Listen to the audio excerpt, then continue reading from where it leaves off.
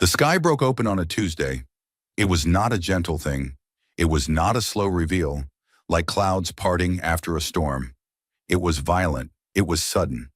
One moment the sky above the southern Pacific Ocean was clear and blue and full of nothing but wind and sunlight, and the next moment there was a hole in it, a rip, a wound in the fabric of the world itself, glowing white and purple at the edges, screaming with a sound that no human ear had ever heard before. And from that wound, something fell. It was enormous. That was the first thing anyone could say about it. Enormous in a way that made the brain stop working for a moment, because the brain was not built to understand things that big moving that fast. It was dark. It was twisted. It was shaped like no aircraft or spacecraft that any human engineer had ever drawn on paper or built in a factory. It looked like someone had taken a building, a very large building, perhaps 10 city blocks long, and crushed it, bent it, broken it, and then thrown it across the universe like a piece of trash. Because that is exactly what had happened. The object hit the Pacific Ocean approximately 900 kilometers west of the Chilean coast at 3:47 p.m. local time. The impact was not like a meteor strike. There was no explosion of fire and rock. Instead, the object seemed to slow itself at the last moment, as if some ancient and failing system inside it was still trying to do its job, still trying to land, still trying to function, even though everything else had given up. It hit the water at an angle. We're carving a trench through the ocean that was almost 2 kilometers long. The displacement of water created a wave that was 30 meters high at its peak. That wave reached the coast of Chile in just under 2 hours. It reached New Zealand 6 hours later. It was not the worst tsunami in recorded history, but it was close. 17,000 people died that day, and nobody came to say sorry. The world reacted the way the world always reacted to things it did not understand. It panicked. News networks ran continuous coverage. Satellites were redirected. Military ships from 12 different nations raced toward the crash site. Fighter jets from the United States, China, and Russia circled the area at high altitude, with their pilots staring down at the dark shape half submerged in the ocean and feeling something cold and heavy settle in their stomachs.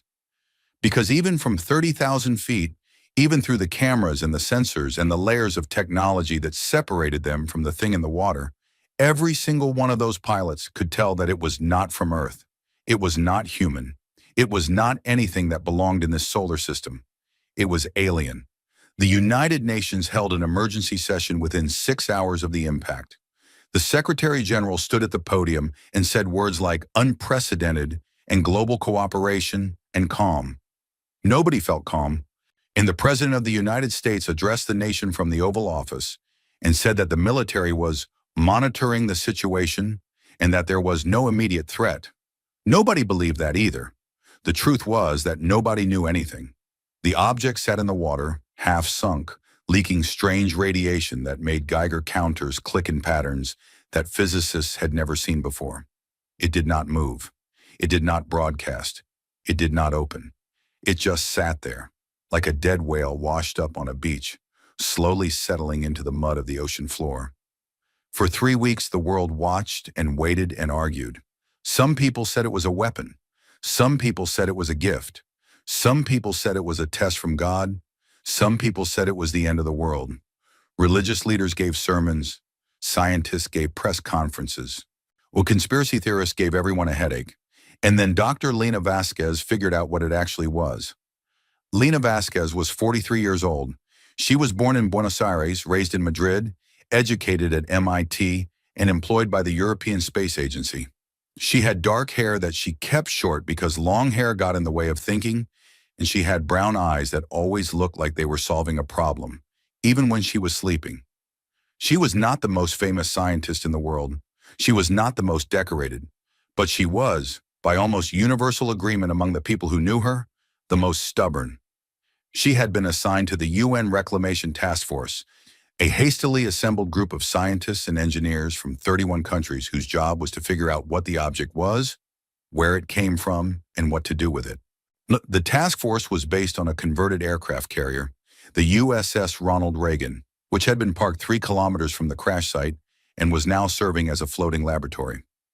Lena spent the first 2 weeks running scans, collecting samples of the strange radiation, and arguing with military officials who wanted to blow the thing up. She did not sleep much. She ate when someone put food in front of her. She drank coffee like it was water, and water like it was an afterthought. On the 15th day, her team made a breakthrough. They found a signal. It was faint. It was buried under layers of noise and interference from the damaged systems inside the object. But it was there, a repeating pattern of electromagnetic pulses that was clearly not natural. It was artificial. It was structured. It was, without any doubt, a language. Lena sent the signal data to every linguistics lab, every AI research center, and every code-breaking agency on the planet. She told them all the same thing. Drop whatever you are doing. Translate this. Now. It took 11 days. An AI linguistics lab in Seoul, South Korea, was the first to crack it. The lab was run by a quiet man named Dr. Park Jun-seo, who had spent his entire career teaching machines to understand human languages, and who now found himself teaching a machine to understand something that was very much not human. The signal was not a message to Earth. It was not a greeting. It was not a warning. It was an automated distress beacon, the alien equivalent of a black box recorder on an airplane. It was broadcasting the ship's identification, its origin, its cargo manifest, and the reason for its failure. And it was broadcasting this information not to Earth, but to whoever had built it in case they ever bothered to come looking. Dr. Park translated the core data and sent it to Lena Vasquez in a classified file. Lena read it sitting in her small cabin on the aircraft carrier, alone, with a cup of cold coffee in her hand. She read it once, then she read it again. Then she put the coffee down and stared at the wall for a very long time. The ship was called Keth Varan. In the language of its builders, a species called the Vaithari, this translated roughly to lame drifter. It was a cargo hauler, not a warship, not an exploration vessel, not a diplomatic transport, a cargo hauler. It was the alien equivalent of a freight truck, a big, slow, an ugly machine designed to carry heavy things from one place to another across the vast distances between stars. The Keth Varan had suffered a catastrophic failure in its primary drive system, something the translation called a subspace fold engine. This engine was what allowed the ship to travel faster than light. Without it, the ship was stranded, dead in the water, as humans would say. The crew, there had been a crew of 47 Vaithari, had been evacuated by a rescue vessel. The ship itself had been deemed non-recoverable. That was the word the translation used. Non-recoverable. Not worth saving, not worth fixing, not worth towing back to a shipyard or stripping for parts. The Vaithari had looked at the Keth Varan the way a person might look at an old car with a blown engine sitting in a ditch on the side of the road. And they had shrugged. They had walked away. They had left it to rot. But they had not left it where it broke down. They had moved it. They had pushed it, using the rescue vessel, to a nearby star system and dumped it there. And the star system they had chosen was Sol, Earth's star, Earth's home. The reason was in the file. It was short. It was clinical. It was the single most insulting sentence that any human being had ever read. The Sol system had been selected as a disposal site because it was listed in the Galactic Union Registry of Catalog Systems as a pre-contact, non-relevant biosphere. No strategic value, no resource significance, no sapient civilization of developmental note. Lena read that sentence 5 times. She felt something move through her body. It started in her stomach, hot and tight, and it rose up through her chest and into her throat. It was not fear. It was not sadness. It was not even surprise, not really, because some part of her had always suspected that the universe was big and cold and did not care about one small blue planet orbiting one ordinary yellow star. Number. What she felt was anger, not the loud, explosive kind of anger, not the kind that makes people shout and throw things. It was the quiet kind, the deep kind, the kind that settles into the bones and stays there, burning slowly like coal in a furnace, the kind of anger that does not go away, the kind that builds things. She called an emergency meeting of the task force leadership. She stood at the front of the room, surrounded by admirals and generals and scientists from a dozen countries, and she told them what the signal said. She told them about the Vathari. She told them about the Galactic Union, an alliance of over 9,000 spacefaring civilizations that stretched across the galaxy. She told them that Earth was listed in this alliance's records as irrelevant, as nothing, as a place where you dump your garbage because nobody there will ever be smart enough to complain about it. The room was silent for a long time after she finished. Then Admiral James Chen of the United States Navy, a man who had commanded aircraft carriers and submarine fleets, and who had a face like a stone wall, leaned forward in his chair and said, "So they think we are a trash can." "Yes," said Lena. "And that thing out there in the water," he said, pointing toward the window, toward the ocean, toward the dark shape sitting in the waves. "Is there trash?" "Yeah," said Lena again. Admiral Chen looked around the room. He looked at the Russian general with the thick eyebrows.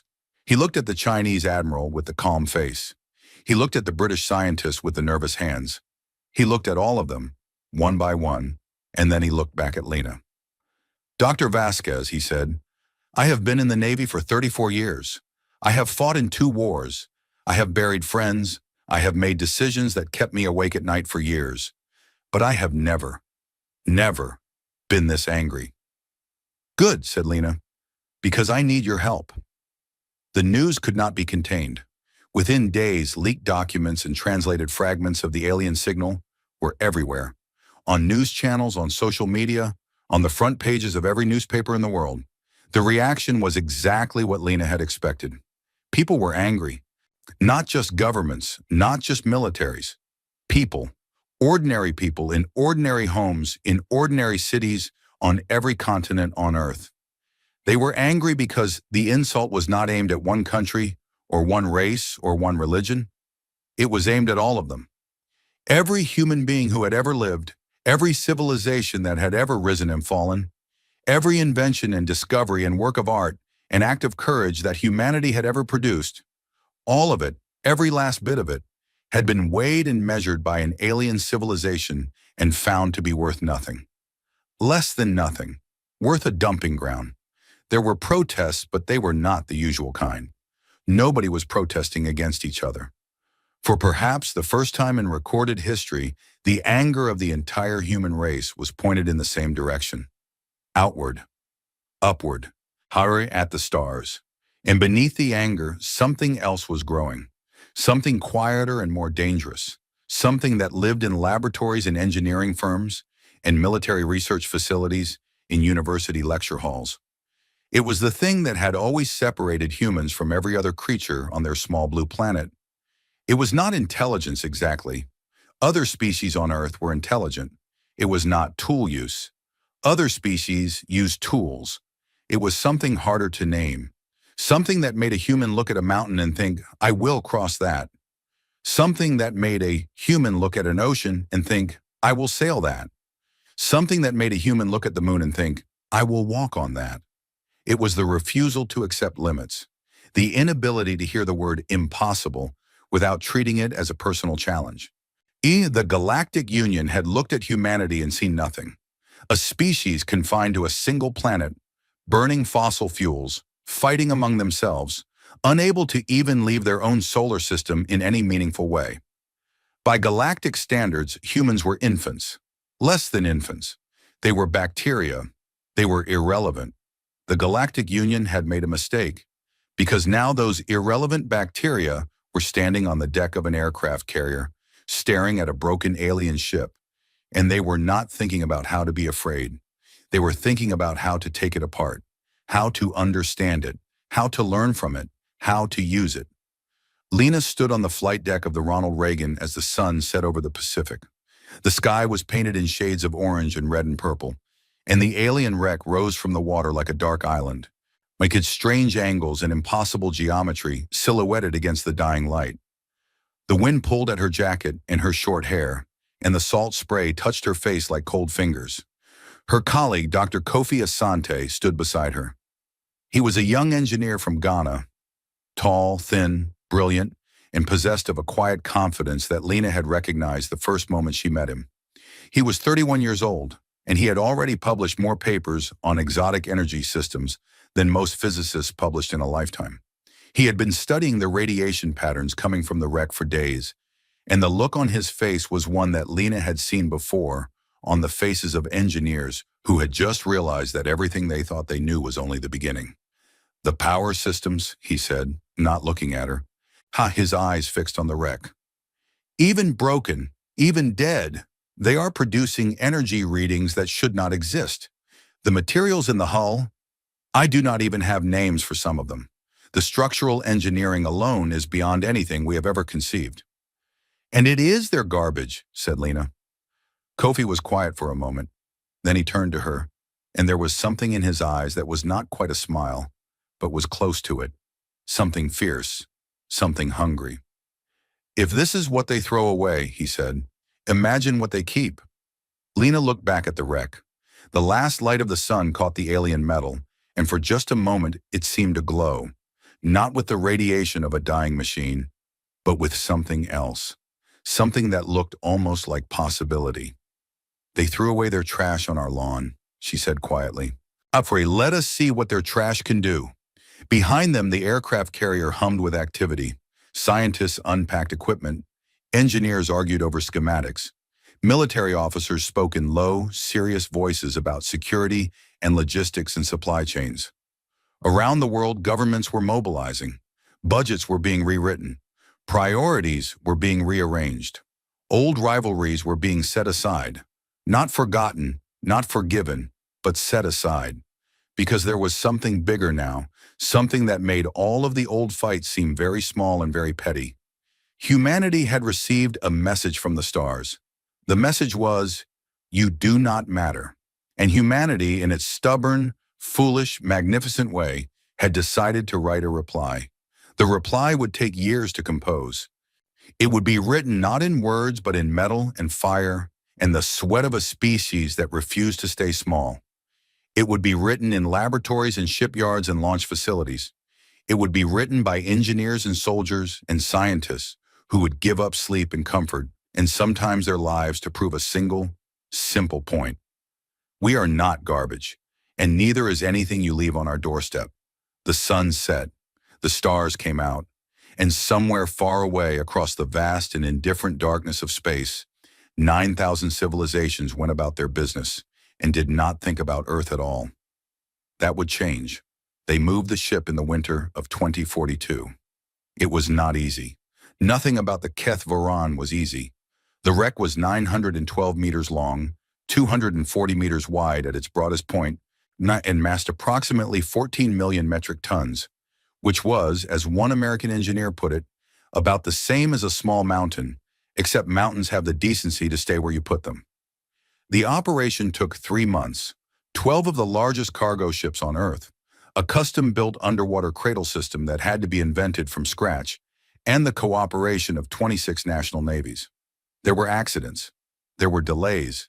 There were arguments that nearly turned into international incidents.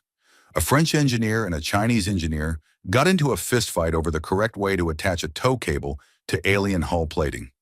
Both of them were right, as it turned out, because the alien hull plating did not behave according to any known rules of material science, but they moved it, slowly, painfully, on, and with the whole world watching on satellite feeds and news channels, they dragged the broken alien cargo hauler across 3,000 kilometers of open ocean to its new home. A purpose-built facility on a small island in the South Pacific that had been, until 6 months ago, an uninhabited atoll used by nesting seabirds. The seabirds had been relocated. The atoll had been expanded with landfill and reinforced concrete. A small city had been built on top of it. Laboratories, machine shops, barracks, a power plant, a desalination facility, a hospital, and a runway long enough to land the heavy transport aircraft that would be arriving daily with equipment and personnel. The facility had no official name in public records. It was listed in classified documents as Site Prometheus. On the project that operated within it was called Project Prometheus. The people who worked there simply called it the Forge. Dr. Lena Vasquez was put in charge. She had not asked for the job. She had not wanted it. She was an engineer, not an administrator. She liked solving problems with her hands and her mind, not with meetings and budgets and phone calls to politicians. But the UN Reclamation Task Force had looked at all the candidates and decided that the person who should lead the most important project in human history was the person who understood, more deeply than anyone else, what was at stake. They called us irrelevant, she told her team on the first day, standing in a half-finished laboratory with ocean wind blowing through the open walls. Every time you get tired, every time you want to quit, every time a problem seems impossible, remember that word, irrelevant, and then solve the problem anyway. There were 4,000 people at the forge by the end of the first year. Engineers, physicists, chemists, biologists, computer scientists, materials specialists, linguists, and military personnel from more than 40 countries. They spoke dozens of languages. They came from different cultures, different backgrounds, different traditions. Many of them did not like each other. Some of them actively hated each other, carrying the weight of old wars and old grudges. But they all hated the same thing more. They all hated that word, irrelevant. The work began with cataloging. Before you could reverse engineer something, you had to understand what it was. And the HFY was, even as a ruin, or the most complex object that human beings had ever encountered. Every wall, every conduit, every panel, every piece of the ship contained technology that was centuries beyond human capability. It was like handing a smartphone to a medieval blacksmith, except the smartphone was the size of a city, and the blacksmith had to figure it out without any instruction manual. The first major discoveries came in the area of materials science. The hull of the HFY was made of an alloy that no human had ever seen before. It was lighter than titanium but stronger than anything on Earth. It could absorb impacts that would shatter steel. It resisted heat, cold, radiation, and corrosion. When you cut a piece off and examined it under an electron microscope, you could see that its molecular structure was layered in a pattern that was clearly artificial, engineered at the atomic level for maximum strength and minimum weight. Dr. Sarah Kim, a materials scientist from South Korea, spent 3 months studying a single hull plate. When she finally published her findings, in a classified report, not a journal, because nothing from the forge was published publicly, she wrote, "This material is not just advanced, it is elegant. It is the work of a civilization that has been building things in space for so long that they have forgotten how difficult it is. They made this hull the way we make cardboard boxes, quickly, cheaply, without thinking about it. And it is better than anything we have ever made." That realization, that the HFY represented the Veythari's lowest level of engineering, their cheapest work, their least impressive technology, hung over the forge like a storm cloud. It was terrifying. It was also motivating. The power systems were the next major focus. The ship had multiple energy sources, most of them damaged but still partially functional. The primary power plant was a device that human physicists eventually called a vacuum energy extractor, a machine that pulled energy directly from the quantum vacuum of space itself. This was a concept that human physicists had theorized about but had never come close to building. The Veythari had built one. They had built it for a cargo truck. Kofi Asante led the team that studied the power systems. He was tireless. He worked 18-hour days, 7 days a week, for months at a time. He lost weight. His eyes developed dark circles that never went away. His colleagues worried about him, but when they suggested he take a break, he would look at them with those fierce, hungry eyes and say, "A break? Do you think the Veythari are taking a break? Do you think they are sitting somewhere in the galaxy, resting while we try to catch up to them? No, they are not even thinking about us, and that is exactly why I cannot stop." The vacuum energy extractor was too damaged to repair, but Kofi's team learned enough from it to understand the principles behind it. They could not build one, not yet, but they could see the path. They could see where human physics needed to go. It was like standing at the bottom of a mountain and being able to see the peak for the first time. The mountain was enormous, but at least now they knew which direction to climb. In the meantime, they found other power sources on the ship that were more immediately useful. The secondary power grid ran on a network of what the team called exotic matter conduits, channels of material that existed in a state between matter and energy, capable of conducting and storing power with almost zero loss. Human engineers figured out how to interface these conduits with human-built fusion reactors, which had only recently become viable on Earth. The result was a hybrid power system that was more efficient than either technology alone. It was like connecting a garden hose to a fire hydrant. The human reactors provided the raw power, and the alien conduits delivered it with a precision and efficiency that human technology could not match. Then there were the gravity plates. When the floors of the HFY were lined with devices that generated artificial gravity. On the Vathari ship, these were a basic comfort feature, like air conditioning in a human building. For humans, they were revolutionary. Artificial gravity meant that spacecraft no longer needed to spin to simulate weight. It meant that humans could build space stations and ships with floors and ceilings instead of floating in zero-G. It meant that the human body would not deteriorate in space. It was a single technology that solved 100 different problems at once. And then there was the drive, the subspace fold drive, the heart of the ship, the thing that had broken and caused the HFY to be abandoned in the first place. It sat in the deepest part of the wreck, in a chamber that was almost perfectly sealed even after the crash. It was enormous, a device the size of a 4-story building, made of materials that glowed faintly in the dark, surrounded by conduits and control systems that were the most complex technology on the entire ship. It was cracked. A fracture ran through its central core, like a fault line through a continent. That fracture was why it had failed. That fracture was why the Vathari had abandoned the ship. That fracture was why humanity now had an alien wreck to study. The fold drive worked, in theory based on the team's analysis, by folding space. It took 2 points in the universe that were far apart and brought them together, like folding a piece of paper so that 2 distant corners touched. The ship would then slip through the fold, traveling what appeared to be a short distance but was actually light years. It was faster than light travel. It was the technology that connected the Galactic Union. It was the technology that humanity needed if it ever wanted to leave its own solar system, and it was broken. Dozens of the best physicists and engineers on Earth spent months studying the fold drive. They mapped every component. They analyzed every material. They built computer models and ran simulations and argued about quantum mechanics and topology and dimensions that the human brain was not really designed to think about. They could not fix it.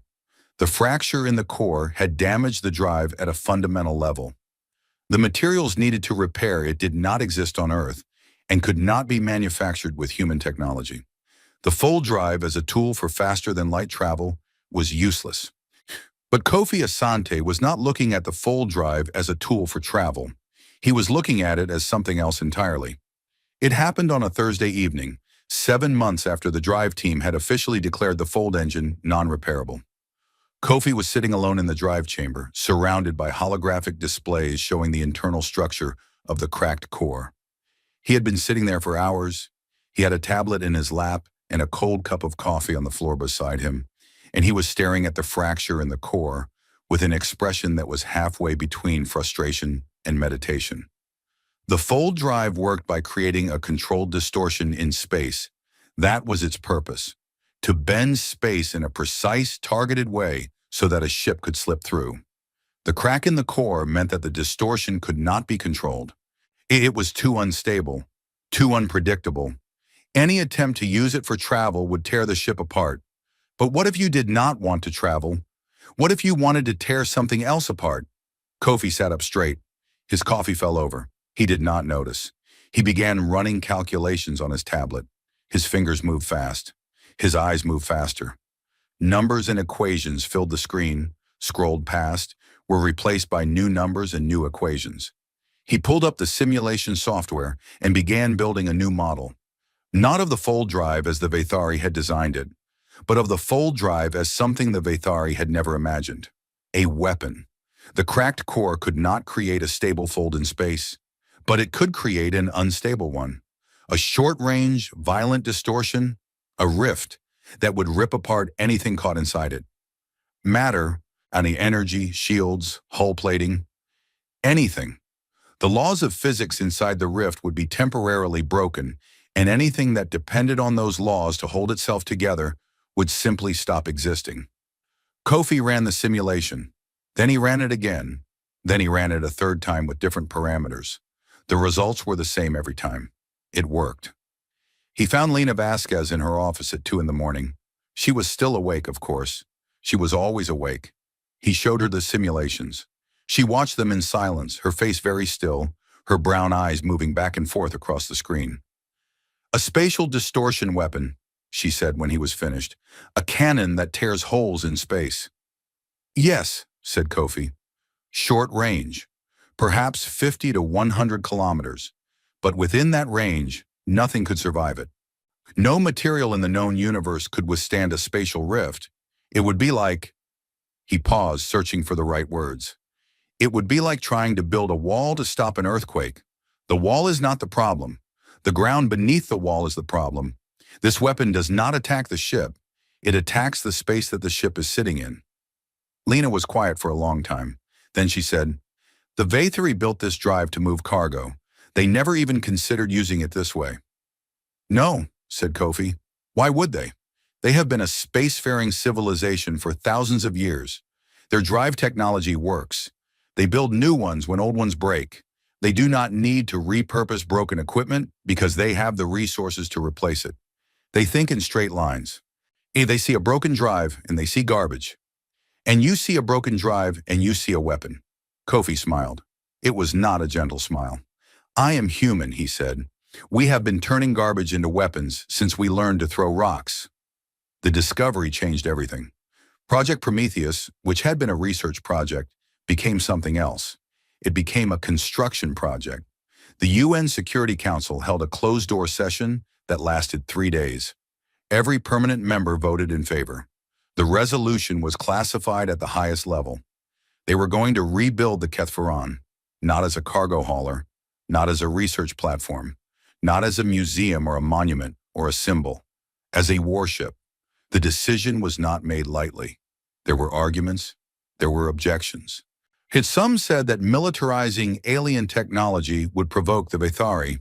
Some said that it was premature, that humanity should try diplomacy first. Some said that building a weapon of this magnitude was morally wrong. Lena listened to all of these arguments. She respected them. She understood them. And then she stood up in the Security Council chamber and said 6 words that ended the debate. "They are already coming for it." She was right. 3 months earlier, the Signals Intelligence Team at the Forge, a group of specialists who monitored deep space communications using equipment salvaged from the Kethvaran's own communication array, had detected something troubling. Far out in the galaxy, in the direction that the Vathari homeworld was believed to be, there was an increase in communication traffic referencing the Sol system.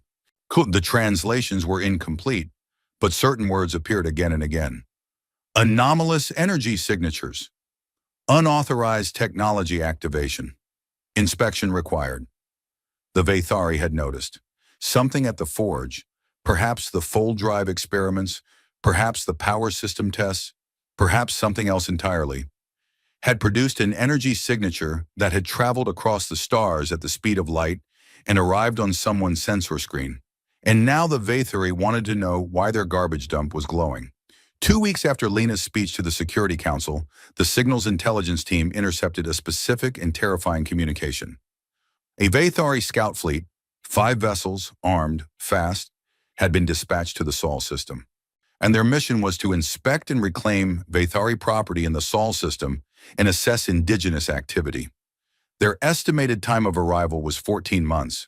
The Forge went into overdrive. The 4,000 workers became 8,000, then 12,000. Equipment and materials poured in from every corner of the globe. Factories that had been building cars and construction equipment were retooled to build components designed by engineers who had studied alien technology. Governments that had been hoarding their best scientists in their most advanced prototypes suddenly became generous because the threat was no longer theoretical. Something was coming, and humanity had 14 months to get ready. Kofi stood in the drive chamber, watching a team of engineers carefully remove the cracked core of the fold drive. It would be rebuilt, restructured, and weaponized. He had designed the system himself, a new configuration that he called the Rift Cannon. It would be the most powerful weapon ever created by human hands, built from the wreckage of an alien garbage truck. Lena came to stand beside him. She looked tired. She always looked tired now. 14 months, she said. It is enough, said Kofi. It has to be enough. And if it is not, he looked at her, then we will make it enough. We always do. That is what they do not understand about us, Lena. The Vathari, the whole Galactic Union, they have resources. They have technology. They have 9,000 civilizations and thousands of years of spaceflight. But they have never been desperate. They have never been the small thing in the corner that everyone ignores. And the thing that has to fight for every scrap. They do not know what that does to a species. They do not know what we are capable of when we have no choice. Lena looked at the full drive, the broken heart of a dead ship, being carefully lifted out of its housing by human hands that were about to turn it into something the galaxy had never seen. No, she said softly, they do not. Outside the forge, the Pacific Ocean stretched to the horizon in every direction. The sun was setting, as it always did, painting the water in golden red. Somewhere far beyond that water, beyond the atmosphere, beyond the moon and Mars and the asteroid belt, in the great gas giants, beyond the edge of the solar system where light itself grew thin and cold, 5 alien warships were racing toward Earth.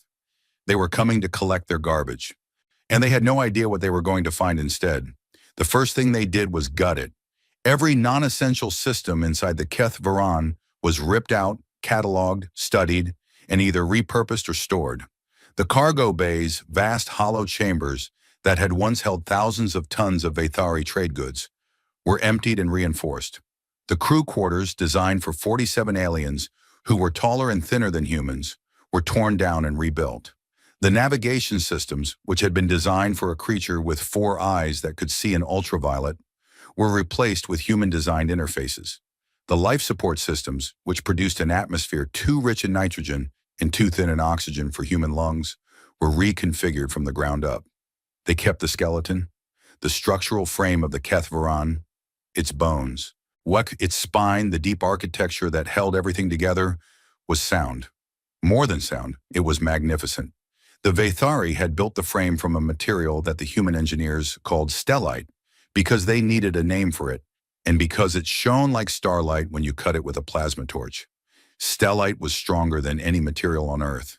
It was also lighter. A beam of stellite, the length of a school bus, weighed less than a compact car. The structural engineers who studied it said that the Keth Varan's frame could theoretically survive forces that would crush a planet's crust, and the Vathari had used this material to build a cargo truck. It was like building a shopping cart out of diamond.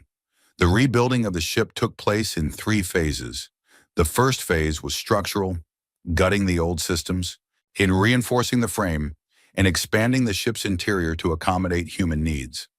The second phase was integration, installing human technology alongside alien technology, creating hybrid systems that use the best of both. The third phase was weaponization, turning a broken cargo hauler into the most dangerous machine in human history. Captain Raya Singh arrived at the forge on the first day of the second phase.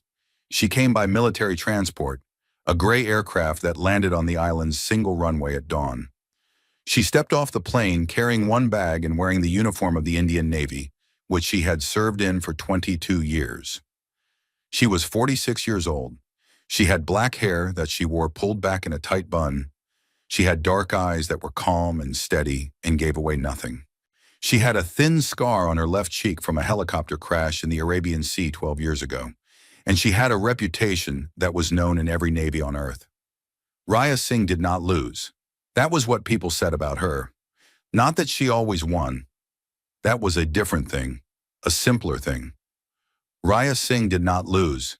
She had commanded a destroyer in a naval exercise against the combined fleets of 3 nations and had not lost a single simulated engagement. She had flown combat missions in prototype aircraft that other pilots refused to touch. She had been offered desk jobs, promotions, comfortable positions far from danger, and she had turned down every one of them. When the UN Defense Council had begun searching for someone to command the rebuilt alien ship, they had considered dozens of candidates: admirals, generals, astronauts, and test pilots.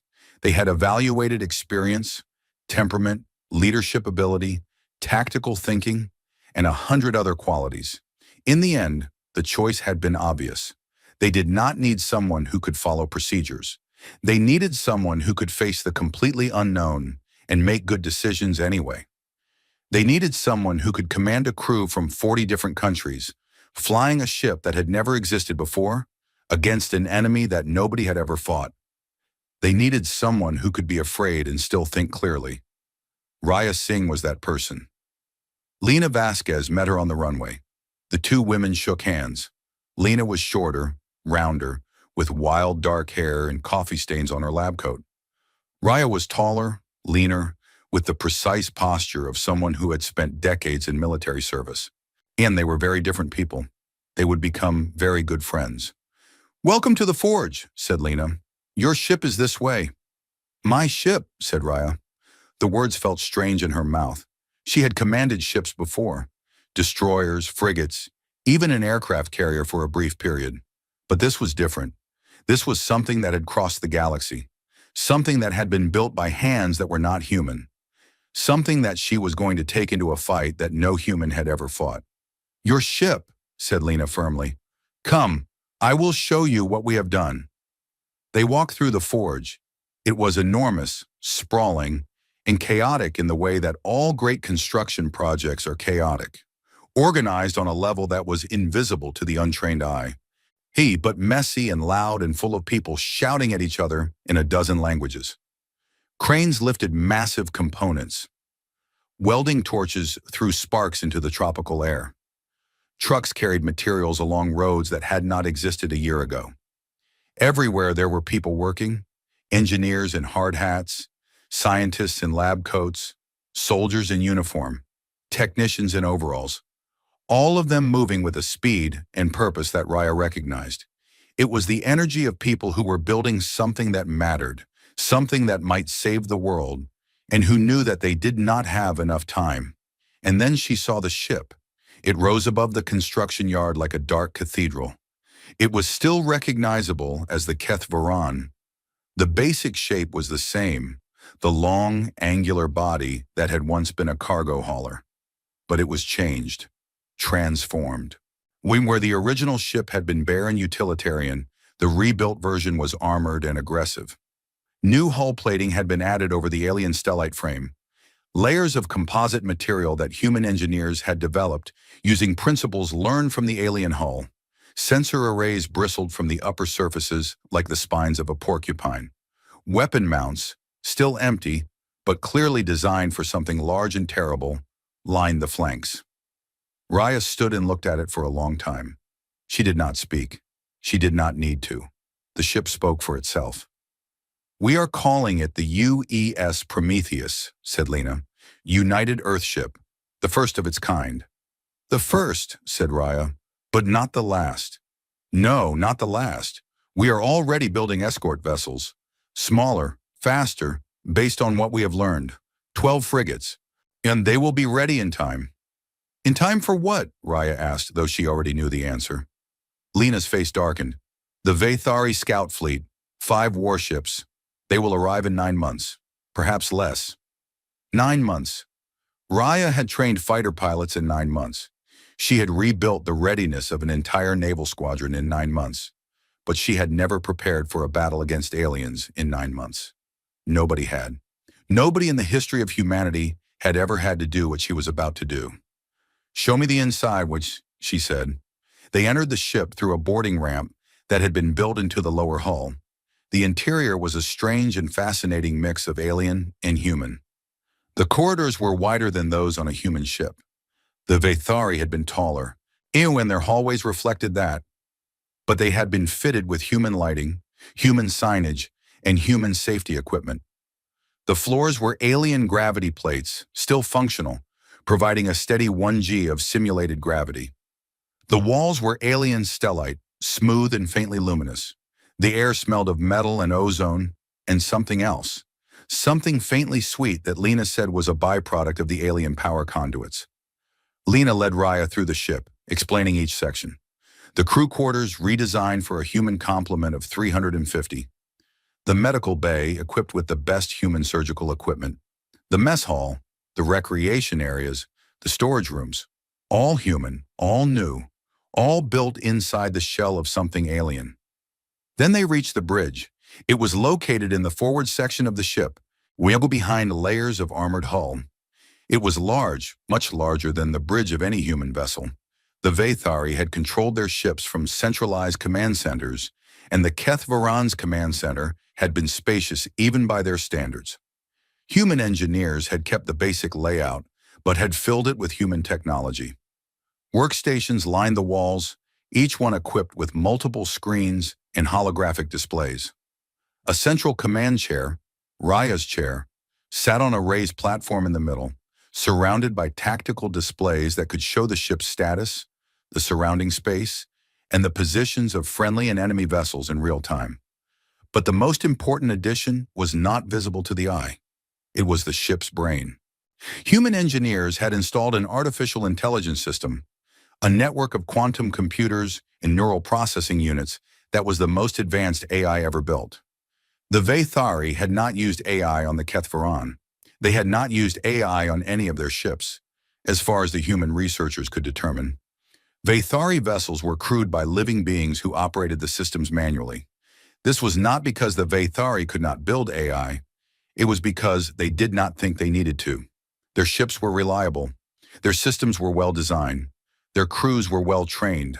Why add an artificial mind when living minds work perfectly well? Humans had a different philosophy. Humans had been building thinking machines for decades.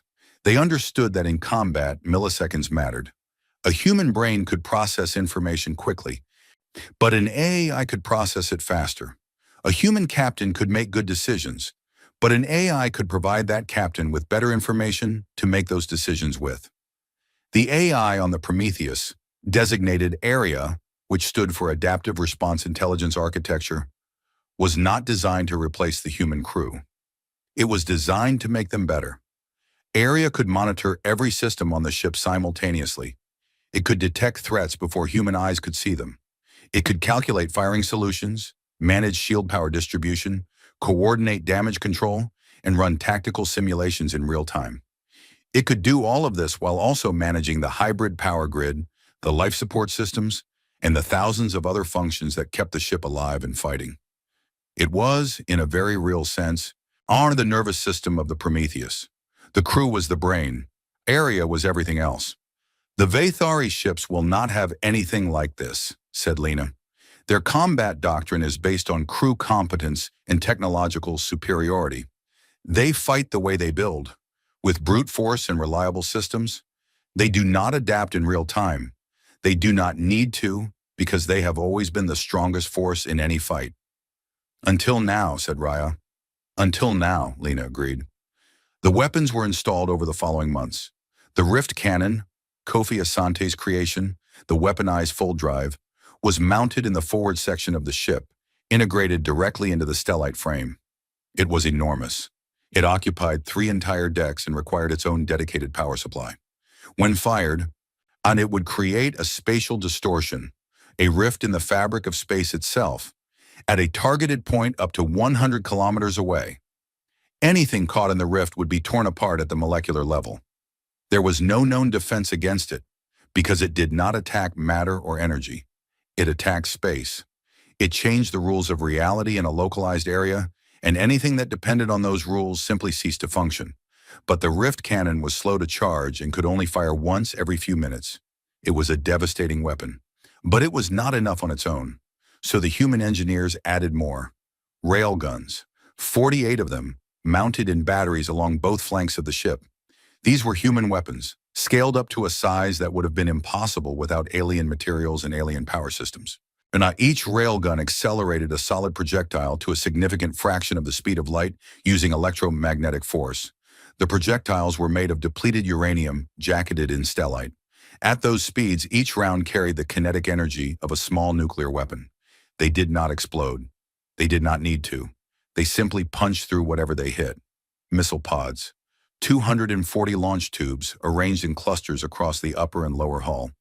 The missiles carried warheads tipped with exotic matter-shaped charges, a technology that human engineers had developed by studying the alien power conduits.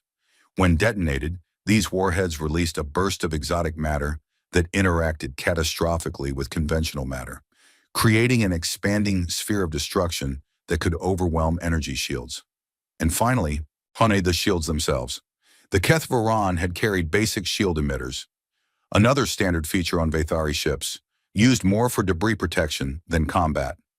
Human engineers had rebuilt and enhanced these emitters, layering them with human-designed electromagnetic barriers to create a multi-spectrum defensive system.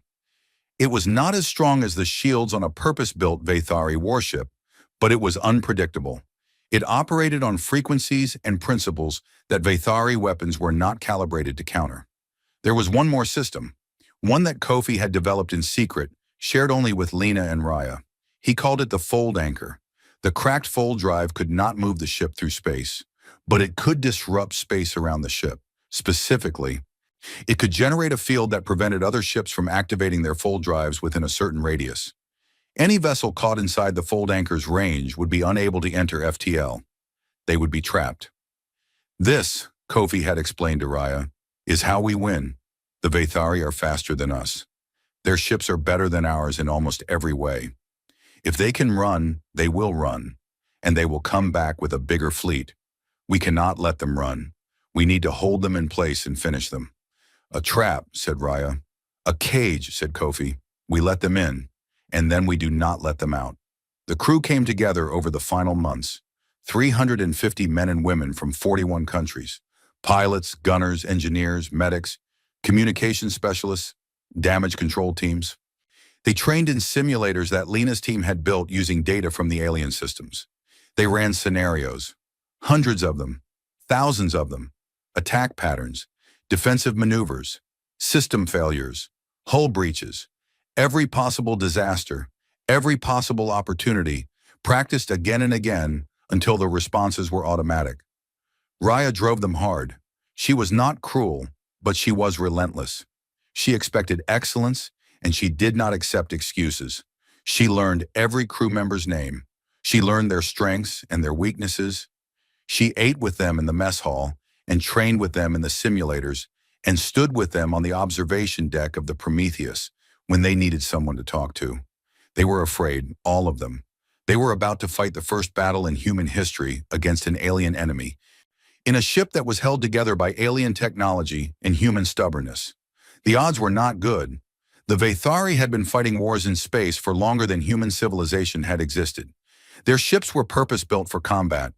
The Prometheus was a rebuilt cargo hauler with jury-rigged weapons and an untested crew. But Raya had learned something in her years of command. Fear was not the enemy. Fear was a tool. Fear kept you sharp. Fear kept you alive. The enemy was despair. The belief that you could not win, that the fight was pointless, that you were too small and too weak to matter. She would not allow despair on her ship.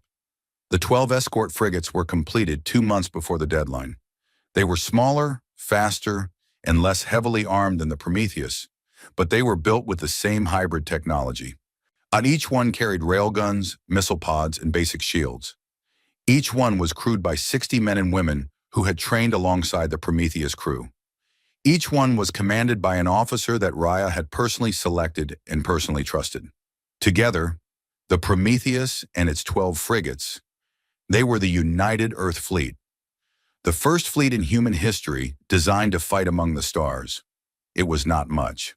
13 ships against 5, a rebuilt cargo hauler and 12 small frigates against purpose-built alien warships from a civilization that had ruled the stars for millennia. But it was what they had, and it would have to be enough. On the last day before launch, Raya stood alone in the bridge of the Prometheus. The workstations were dark. The tactical displays were empty. The only light came from the soft glow of the alien power conduits running through the walls, casting everything in a pale blue shimmer. She stood at the central command chair, her chair, and placed her hand on its armrest. The ship hummed beneath her feet. She could feel it, the vibration of the power systems, the pulse of the hybrid energy grid, the quiet, constant heartbeat of area running through its systems. The ship was alive. Not alive the way a person was alive. Not alive the way an animal was alive, but alive in the way that something with purpose is alive. It had been dead. It had been thrown away. And now it was awake, rebuilt, reborn, and ready. "Arya," said Raya.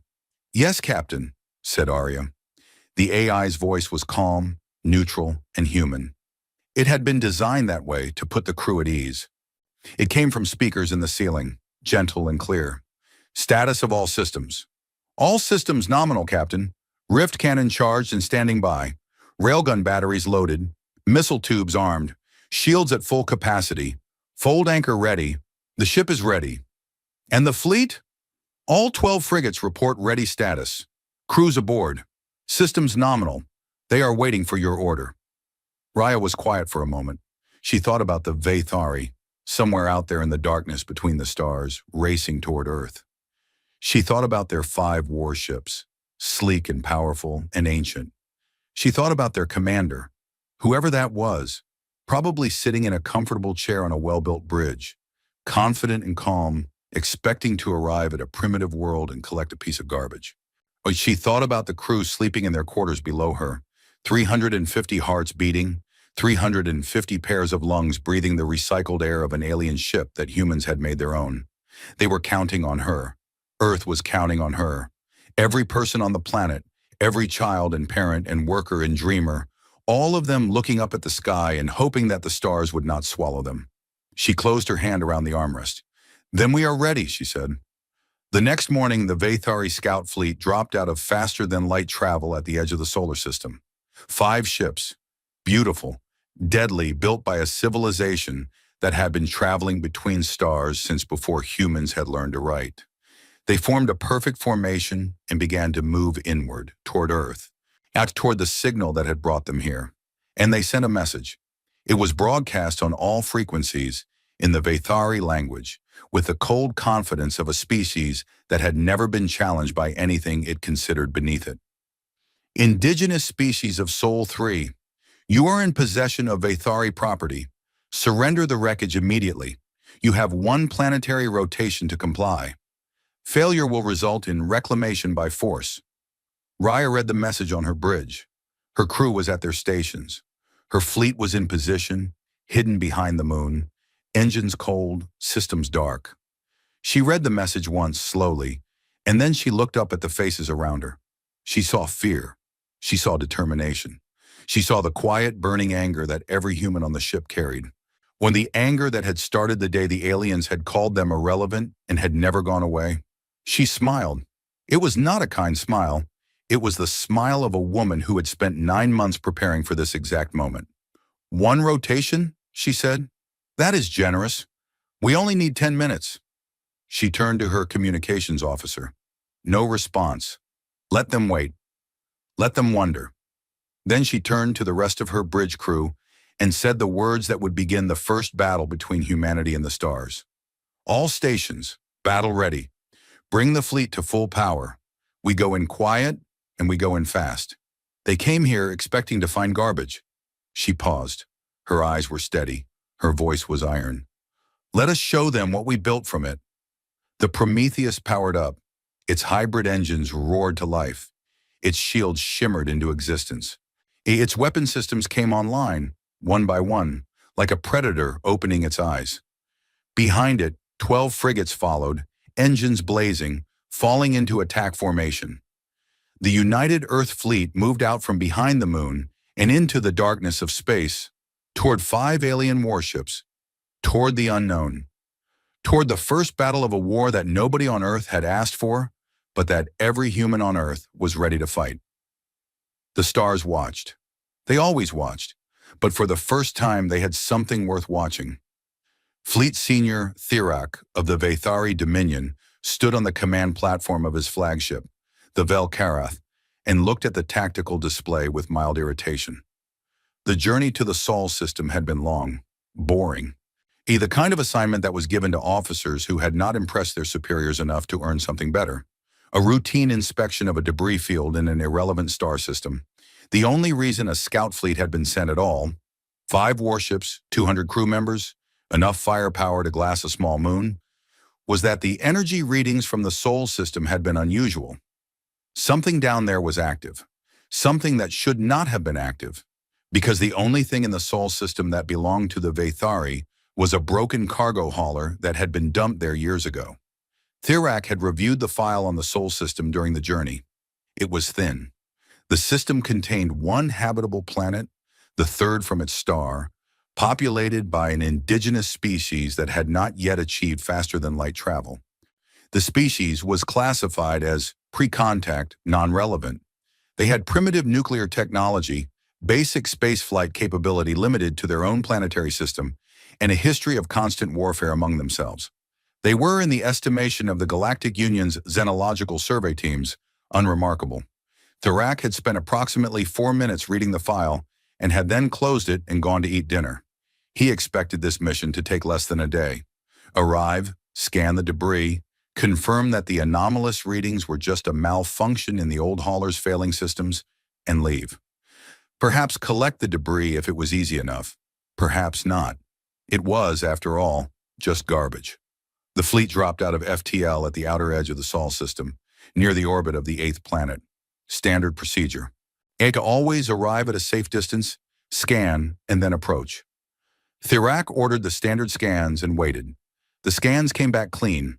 No threats, no ships, no energy signatures except the faint familiar reading of the old Kethvaran coming from somewhere near the 3rd planet.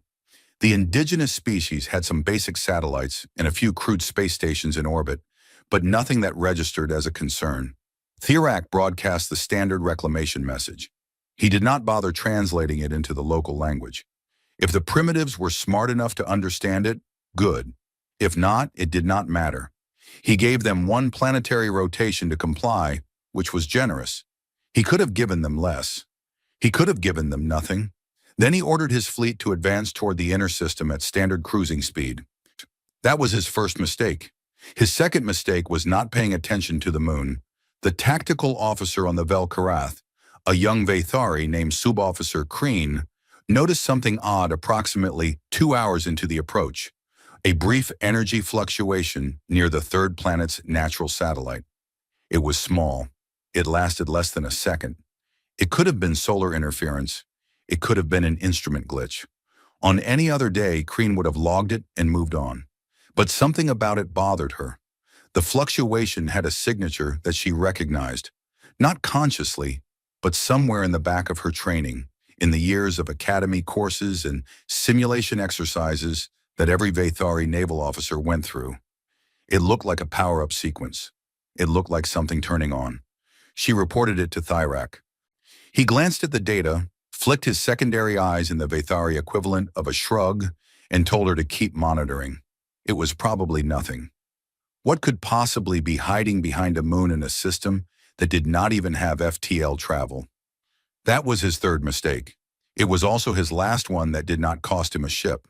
The United Earth Fleet came around the moon in a formation that human tacticians called the Arrowhead. The Prometheus at the tip, 6 frigates on each flank, spread wide enough to cover a broad attack front, but tight enough to provide mutual support. They were running dark. No active sensors, no communications, no emissions of any kind. They had been sitting behind the moon for 6 hours, systems cold, crews silent, waiting. Raya Singh had ordered absolute silence, no talking, no movement, and nothing that could produce an energy signature that Vathari sensors might detect.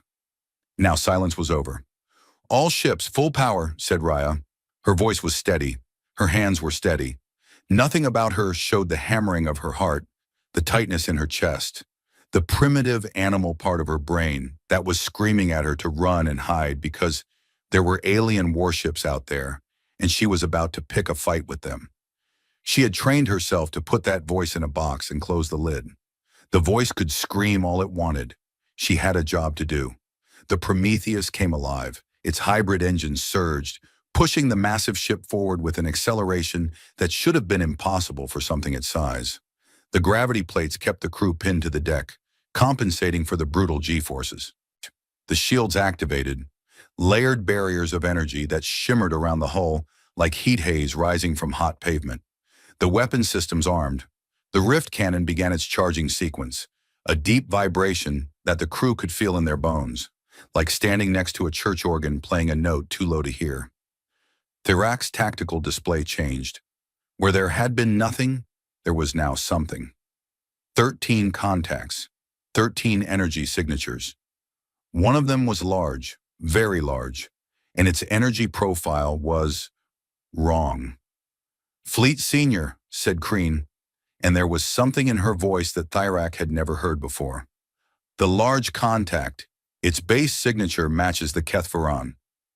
Thyrak looked at the data. She was right. Buried under layers of unfamiliar energy readings, the core signature was the same as the old cargo hauler. But the ship attached to that signature was not a cargo hauler. It was something else entirely. It was armed. It was shielded. It was moving faster than any cargo hauler in the Vathari fleet. "That is not possible," said Thyrak. "Fleet Senior, the weapon signatures do not match anything in our database. The shield harmonics are unknown. The propulsion system appears to be a hybrid configuration that—" "I said that is not possible," Thyrak repeated. His voice was sharp. His four eyes narrowed. He was not afraid. Vathari Fleet Seniors did not feel fear, or at least they told themselves they did not. But he was confused, and confusion in combat was dangerous. He made a decision. A reasonable decision by Vathari standards. He ordered his fleet into a defensive formation and opened a communication channel to the approaching ships. Well, he would demand an explanation. He would assert Vathari authority. The primitives had clearly done something to the wreck, and they would surrender it and explain themselves, or he would take it by force. He never got the chance to send that message. Raya gave the order when the range closed to 92 kilometers. The rift cannon had been charging for 7 minutes. It was ready. "Fire," she said. Kofi Asante, who was standing at the weapons station because he trusted no one else to fire his creation for the first time, pressed the firing command. The Prometheus shuddered. The lights flickered. Every screen on the bridge went white for half a second, and in front of the ship, in the empty space between the human fleet and the Vathari formation, something happened that had never happened before in the history of the Sol system. So space tore. The rift opened like a wound in the universe. It was not large, it was perhaps 200 meters across, but it was absolute. Inside the rift, the laws of physics that govern the normal universe simply stopped working. Light bent. Matter came apart. Energy scattered into frequencies that had no name. It was, for the brief moment of its existence, a hole in reality. The rift opened directly in the center of the Vathari formation. 2 of Thyrak's 5 ships were caught in it. The first, a light scout designated Veltan, was hit dead center. One moment it was there, a sleek, beautiful warship, 160 meters long, crewed by 42 Vathari souls. The next moment it was not there. It did not explode. It did not break apart. It simply ceased to exist. The rift swallowed it the way a river swallows a leaf, just completely and without effort. The second ship, a heavy scout called the Vel Dran, was caught at the edge of the rift. It was not destroyed instantly, but the spatial distortion ripped through its port side, tearing away the engine section and half the hull. The ship tumbled, venting atmosphere and debris, its power systems failing, its crew dying. It would drift for hours before the last of its systems went dark. In the space of 3 seconds, Thyrak had lost 2 of his 5 ships, 40% of his fleet. Gone. The bridge of the Vel Karath erupted into chaos. Warning alarms screamed. Tactical displays flashed red. Officers shouted reports. Contacts, damage assessments, weapon signatures, all overlapping, all urgent. Thyrak stood in the middle of it and felt something he had never felt before in his military career. Something cold and sharp, like a blade pressed against his throat. This was not possible. This could not be happening. He was a fleet senior of the Vathari Dominion. His ships were among the finest in the Galactic Union. The species on this planet, this irrelevant, primitive, forgotten planet, could not have done this. But they had. "All ships, return fire," he roared. "Full power to forward weapons. Target the large vessel." The 3 surviving Vathari ships opened fire. Plasma lances, concentrated beams of superheated energy, stabbed across the void toward the Prometheus. Guided torpedoes launched from wing-mounted tubes, accelerating to enormous speeds, homing in on the human ship's energy signature. It was the standard Vathari combat response.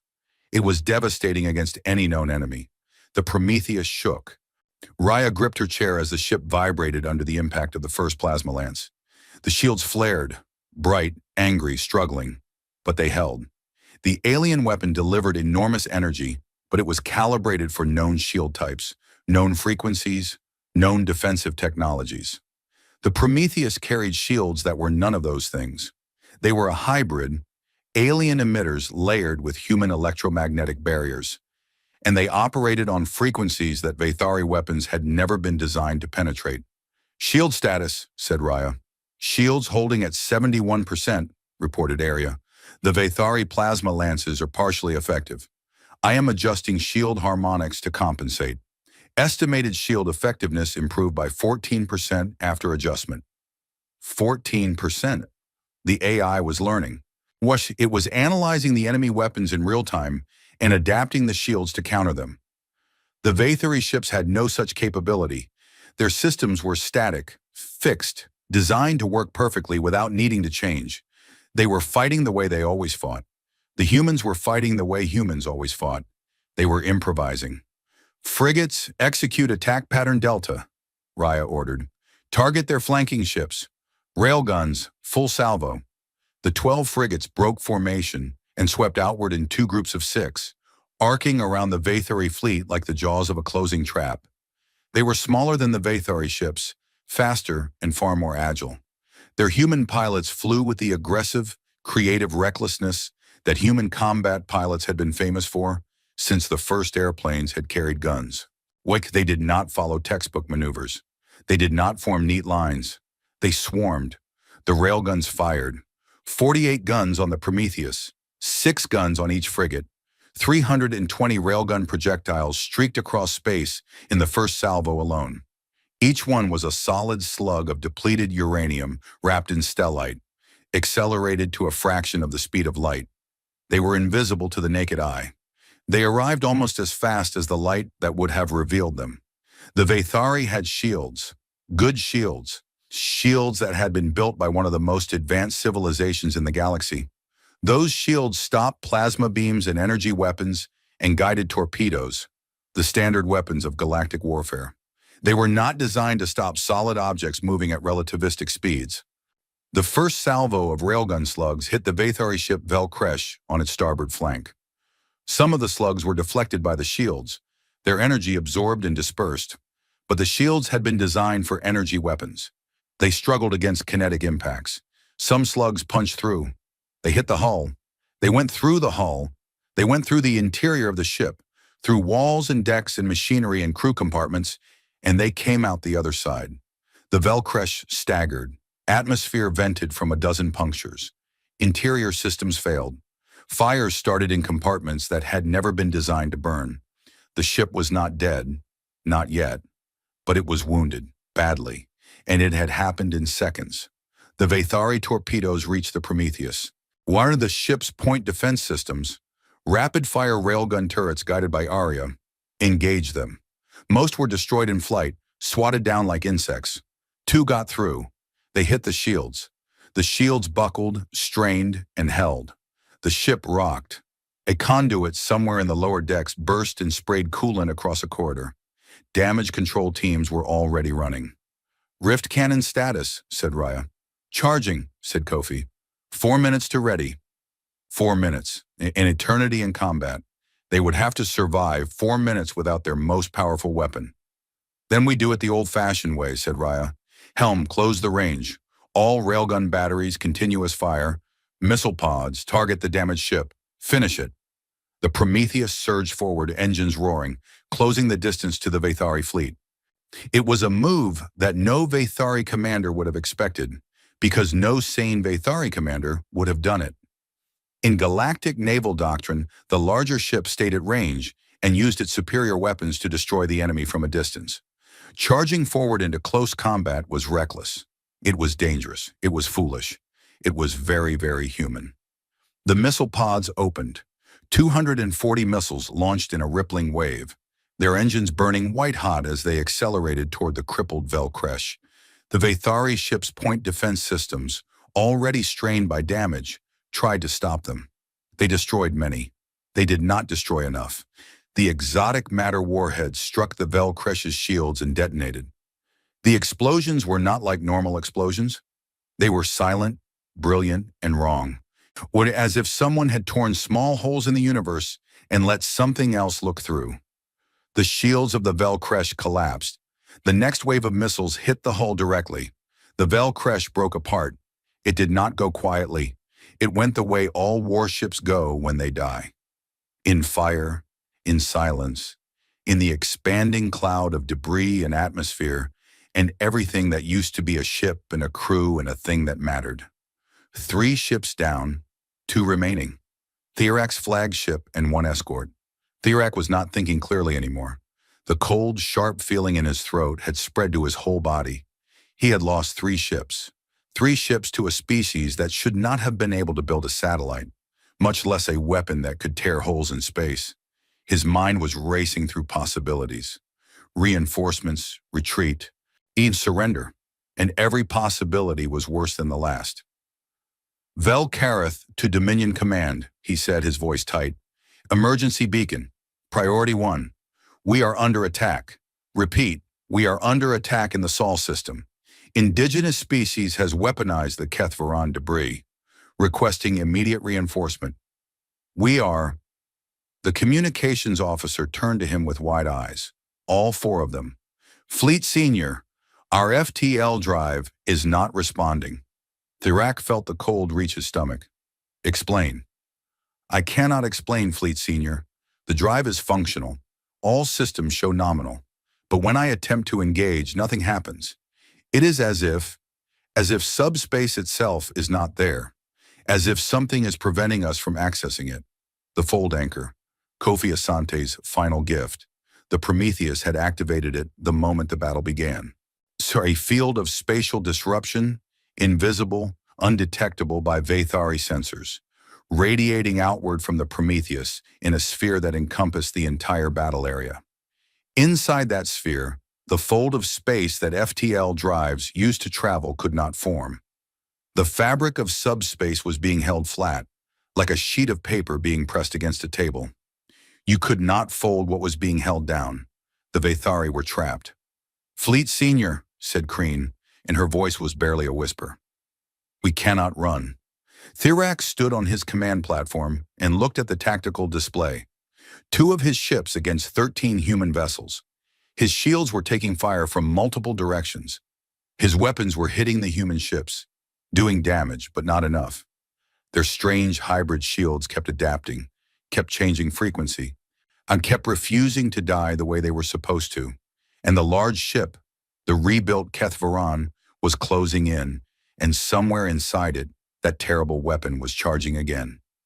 He had 2 choices, fight and die, or surrender and live. Thirak was a proud officer. He was Vathari.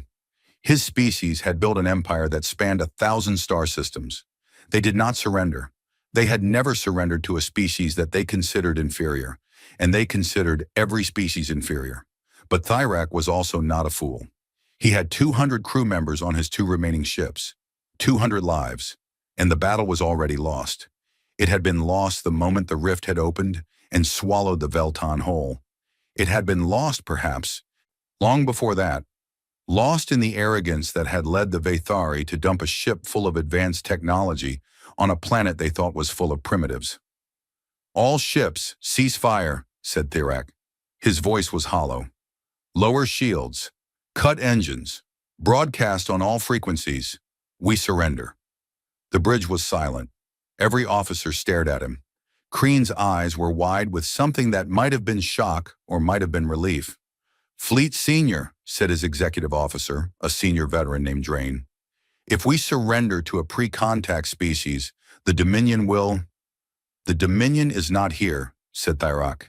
And if we do not surrender, we will not be here either. Broadcast the surrender. Now. The message went out. The human ship stopped firing. The silence that followed was absolute. The silence of space. The silence of 2 species looking at each other across the void, one in shock and one in disbelief, both of them trying to understand what had just happened. On the bridge of the Prometheus, Raya Singh sat back in her chair and let out a breath she did not realize she had been holding. Her hands were shaking. She gripped the armrests of her chair to stop them. Arya, she said, confirm the surrender. Confirmed, Captain. Both remaining Vathari vessels have lowered shields, powered down weapons, and cut engines. They are broadcasting a surrender signal on all frequencies. The bridge crew was quiet. Then someone, Raya never found out who, started clapping. And then someone else. And then everyone.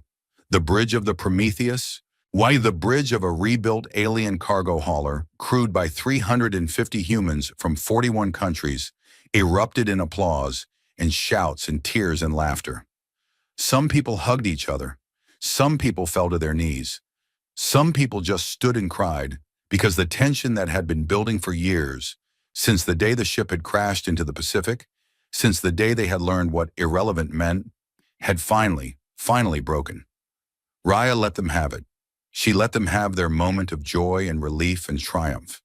They had earned it. They had earned it with years of work and months of training and 47 minutes of combat that had nearly killed them all. Then she stood up and said, "That is enough. We have work to do. Secure those ships, get boarding parties ready, and someone get me a channel to Earth.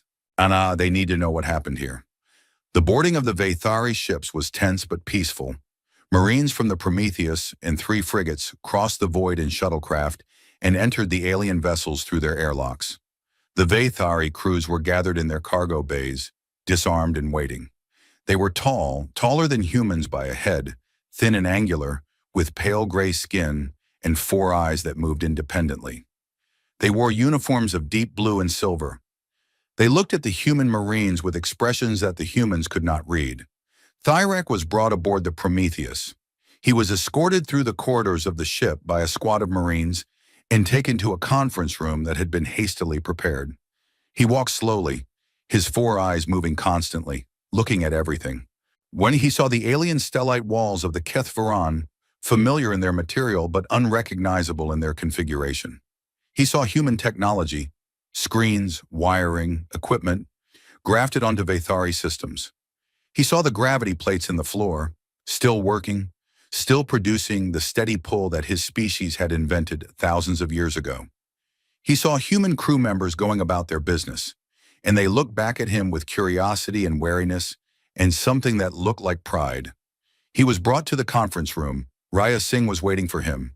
She stood at the head of the table, still in her combat uniform, her hair slightly loose from its bun, a bruise on her forehead from where she had been thrown against her chair during a particularly hard hit. She looked tired. She looked victorious. Thyrak sat down. And he looked at the table. He looked at the walls. He looked at the ceiling, where alien conduits glowed softly next to human light fixtures. Then he looked at Raya. "This was the HFY," he said. His voice was deep and rough. The translation came through an earpiece that the human linguist had prepared, converting his words into English with only a slight delay. "This was a Category 3 cargo hauler, 30 years old, rated for bulk goods transport. No weapons, no military systems, no combat capability." "That is correct," said Raya. "This ship was scrap. It was non-recoverable. It was dumped in your system because your system was listed as a disposal site, because your species was classified as non-relevant." "That is also correct." Thyrak was silent for a long time.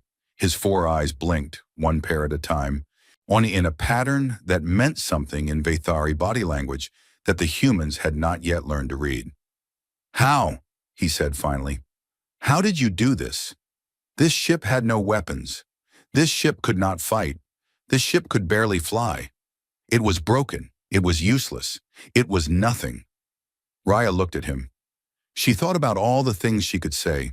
She thought about the speeches and the declarations and the grand statements that this moment seemed to call for. She thought about the years of work, the thousands of people, the sacrifices, the sleepless nights, the fear, the anger, the stubborn, burning refusal to accept the label that the galaxy had pinned on humanity like a name tag at a party nobody had invited them to. In the end, she said something simple, something true. "You threw it away," she said. "We do not throw things away."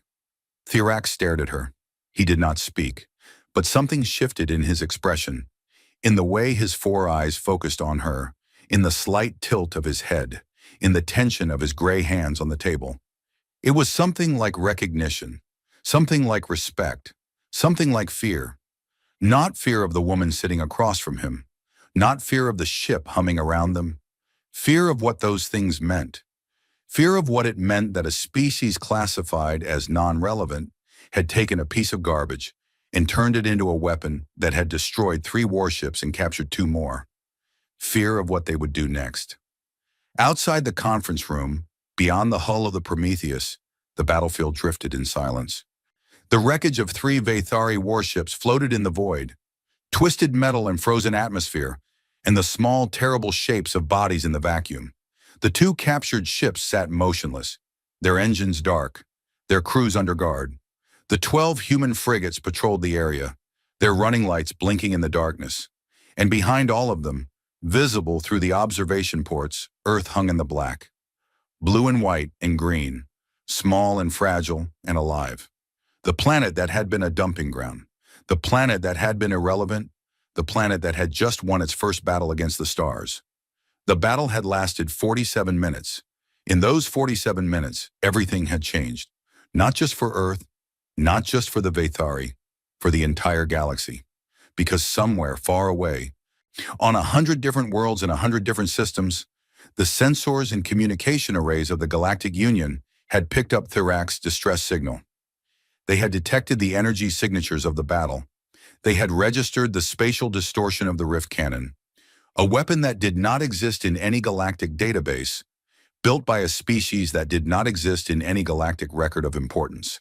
And for the first time in 4,000 years, the 9,000 civilizations of the Galactic Union turned their attention toward a small, unremarkable star on the outer edge of the galaxy and thought, "What is happening over there?"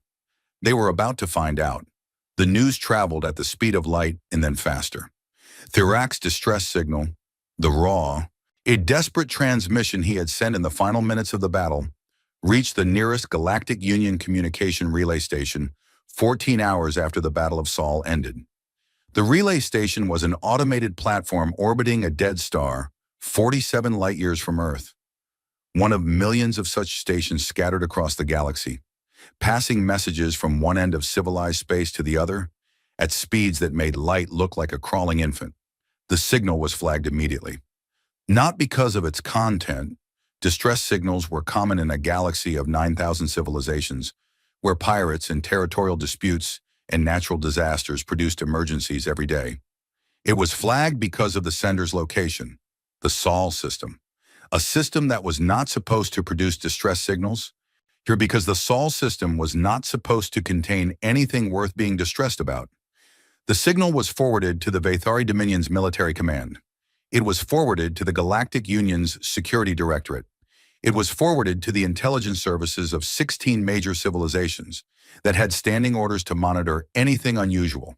Within one standard galactic day, the signal, and the battle telemetry attached to it, had been reviewed by thousands of analysts, strategists, scientists, and politicians across 100 star systems. The reaction was not uniform. The galaxy was too large and too diverse for any single reaction. But across all those worlds and all those species, there was one common thread: confusion. A pre-contact species had destroyed a Vathari scout fleet. A species that could not even leave its own solar system had built weapons that did not appear in any galactic database. A species that was listed in the official records as non-relevant had taken a broken cargo hauler, a piece of garbage, a thing so worthless that the Vathari had not bothered to recover it, and turned it into a warship that had defeated 5 purpose-built military vessels. This was not supposed to be possible. It violated every model, every prediction, every assumption that the Galactic Union had about how civilizations developed. Pre-contact species did not reverse engineer advanced technology. They did not hybridize alien systems with their own. They certainly did not build weapons that could tear holes in the fabric of space. That kind of innovation required thousands of years of development. Entire academic traditions, vast resources, and the accumulated knowledge of a spacefaring civilization. Earth had done it in 8 years. The Galactic Union High Concord convened an emergency session. The High Concord was the closest thing the galaxy had to a government. A vast assembly of representatives from all 9,000 member civilizations, meeting in a structure the size of a small moon that orbited the galactic core. It was, under normal circumstances, a slow and deliberate institution. Debates lasted years. Resolutions took decades. The galaxy was old and patient and did not rush. This was not a normal circumstance. The emergency session was called by the Vathari Dominion, whose ambassador, a tall, thin figure in ceremonial armor, stood before the assembly and demanded a military response. The Vathari were furious, and they were humiliated. One of their scout fleets had been destroyed by a species that they had classified as barely more intelligent than animals. The ambassador spoke for 2 hours. He called the humans vermin. He called their weapons abominations. He called for a punitive fleet of 100 warships to be sent to the Sol system to crush the human military capability, confiscate all Vathari technology, and place the planet under permanent quarantine. The assembly listened. Some delegates nodded. The Vathari were powerful. They controlled 1,000 star systems. Their navy was one of the largest in the Union. When the Vathari demanded something, the galaxy usually listened. But then the scholarly enclaves spoke. The scholarly enclaves were a coalition of 11 species whose civilizations were built around the pursuit of knowledge. They were scientists, researchers, archivists. They ran the great universities of the galaxy. They maintained the libraries and the databases and the research stations that kept the sum total of galactic knowledge organized and accessible. They were not military powers. They did not have fleets or armies. But they had influence, because in a galaxy of 9,000 civilizations, the species that understood how things worked held a special kind of authority. The enclave representative was a small being, a Thren barely 1 meter tall, with 6 limbs and eyes that covered most of its face. Its name was Scholar Premier Vithan, and it had spent the past 20 hours reviewing every piece of data from the Battle of Sol with a team of 300 analysts. Vithan spoke quietly. Thren always spoke quietly. It did not need to raise its voice, because when a Scholar Premier spoke, the galaxy listened. "The Vathari ambassador calls these humans vermin," said Vithan. "I understand his frustration. His fleet was destroyed. His pride is wounded. But I would caution this assembly against making decisions based on wounded pride. I would instead ask this assembly to consider the data. The data was projected onto the vast display screens of the assembly chamber: battle telemetry, weapon signatures, shield analysis, ship configurations, the technical details of what the humans had built and how they had used it. The humans did not copy Vathari technology," said Vithan. "That is the critical point that I need this assembly to understand. Copying would be understandable. Copying is what pre-contact species do when they encounter advanced technology. They reproduce it imperfectly, and they use it the way it was designed to be used. The humans did not do this. The humans took Vathari technology and combined it with their own in configurations that no Vathari engineer would have conceived. They hybridized systems that were never designed to work together. They repurposed a fold drive, a transportation device, into a spatial distortion weapon. They integrated artificial intelligence into ship combat systems at a level that no civilization in the Union currently uses." Vithan paused. Its many eyes blinked slowly. "And I have studied the development of over 400 spacefaring civilizations," it continued.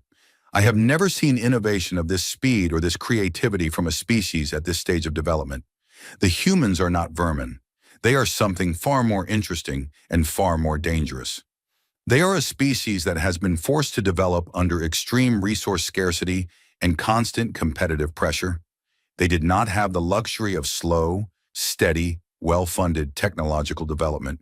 They had to improvise, they had to adapt, they had to make do with whatever was available." Vithan looked directly at the Vathari ambassador. "You gave them something that was available. You gave them one of the most advanced pieces of technology in the galaxy, and you left it on their doorstep. And instead of being awed by it, instead of worshiping it, instead of being paralyzed by its complexity, they took it apart, figured out how it worked, and built something better." The assembly was silent.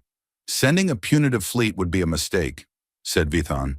"Not because it would fail, though I am not entirely certain it would succeed, given what we have seen, but because it would be a waste. This species is remarkable. They deserve study, not destruction. They deserve contact, not quarantine." The Vathari ambassador protested. Other delegates argued. The merchant guilds, a coalition of trade-focused civilizations, saw opportunity. A species this resourceful, this inventive, could be a valuable partner. New technologies, new perspectives, new markets. The guilds were always thinking about markets. Other factions were more cautious. The Drell hierarchy, a military civilization that controlled a significant portion of the galaxy's eastern arm, was concerned about the precedent. If humanity had done this in 8 years with a broken cargo hauler, what would they do in 50 years with full access to galactic technology? 100 years? 1,000? The debate raged for 6 days. It was one of the shortest debates in the High Conqueror's history, which told its own story about how seriously the galaxy was taking the situation. In the end, the vote was narrow. The punitive fleet was rejected. Instead, the High Conqueror passed a resolution with 3 components. First, a formal diplomatic envoy would be sent to the Sol system. This envoy would make official first contact with humanity, establish communication protocols, and begin the process of diplomatic relations. It would not be a military force.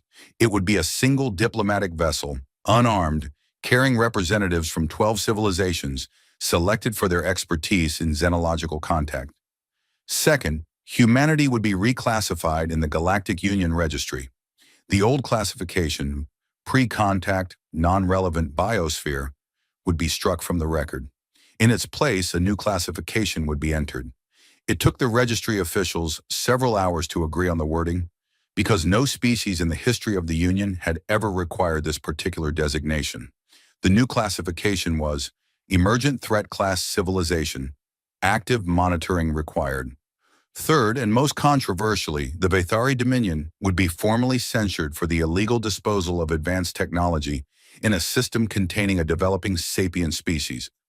The disposal of the Keth Varan had violated the Union's own regulations regarding contact with pre-spaceflight civilizations. The Vathari had not just dumped a broken ship. They had, through their carelessness, armed a species that was now capable of challenging Union military forces. The censure carried no immediate penalty, but it was a public humiliation, and the Vathari would not forget it. The news of the vote reached Earth 8 days later, carried by a communication drone that dropped out of FTL near Jupiter, and broadcast on the frequencies that the humans had learned from the captured Vathari ships. The message was in Vathari, and it took the human linguists less than an hour to translate it. The world reacted. There were celebrations. Of course there were celebrations. Humanity had won its first battle against an alien enemy, and now the galaxy itself was acknowledging their existence. Parades filled the streets of every major city. Flags waved, music played. People wept and laughed and held each other, because for the first time in history, they knew for certain that they were not alone in the universe. And they knew that they had proven themselves worthy of the universe's attention. But beneath the celebration, the leaders of Earth were thinking. Strategists were thinking. Scientists were thinking. Engineers were thinking. They were thinking about the words emergent threat class civilization. They were thinking about what it meant that the galaxy considered them a threat.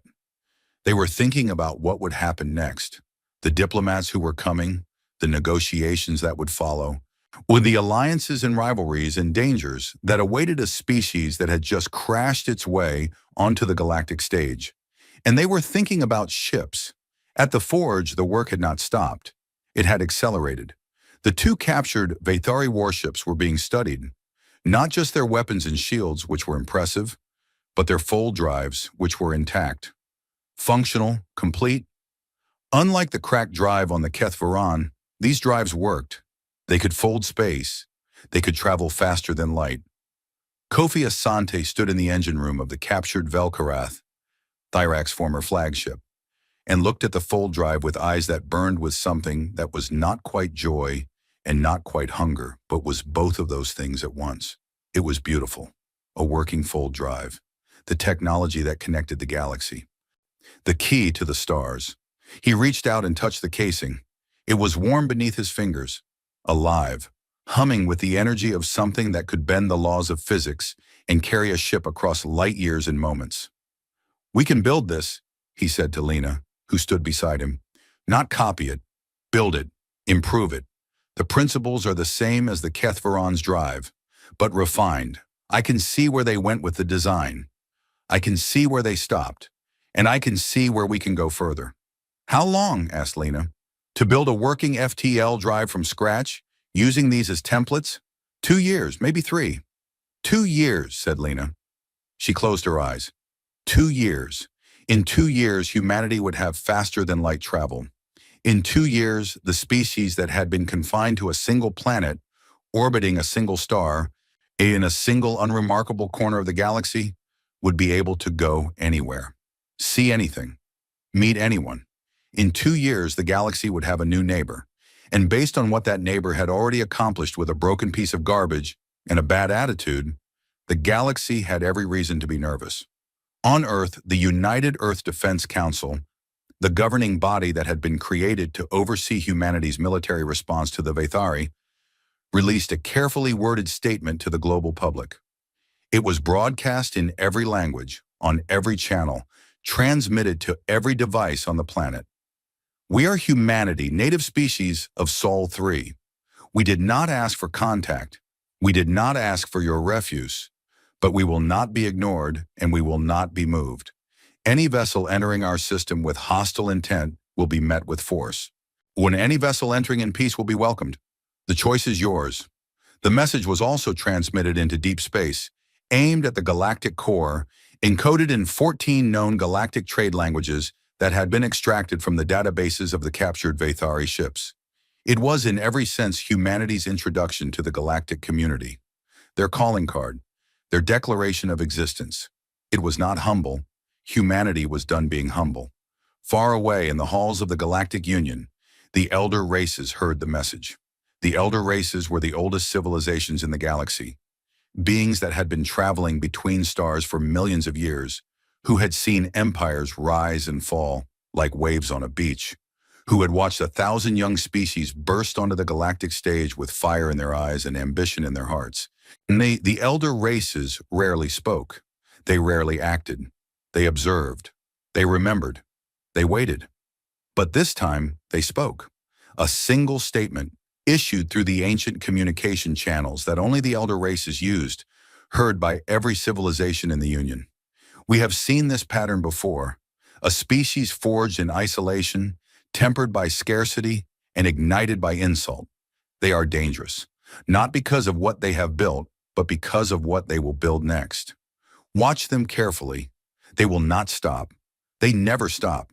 That is both their greatest strength and the galaxy's greatest concern. The statement was discussed and debated and analyzed across 10,000 worlds. Some took it as a warning. Some took it as a prediction. Some took it as a compliment. On Earth, the humans took it as a promise. While Captain Raya Singh stood on the observation deck of the Prometheus, the ship was in high orbit above Earth, turning slowly, its hull still scarred from the battle. Below her, the planet glowed. Blue oceans, white clouds, the brown and green patchwork of continents where 8 billion people lived and worked and dreamed and fought and loved and hoped. Her planet, her home. Thirak stood beside her. He had not been sent home yet.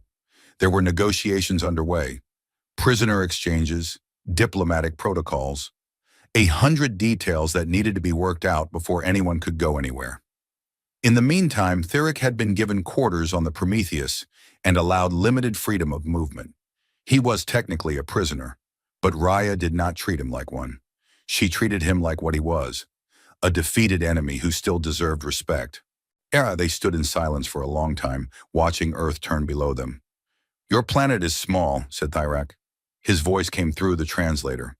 Flat, mechanical, but carrying something beneath the words that the machine could not quite capture. "Yes," said Raya, "your species is young.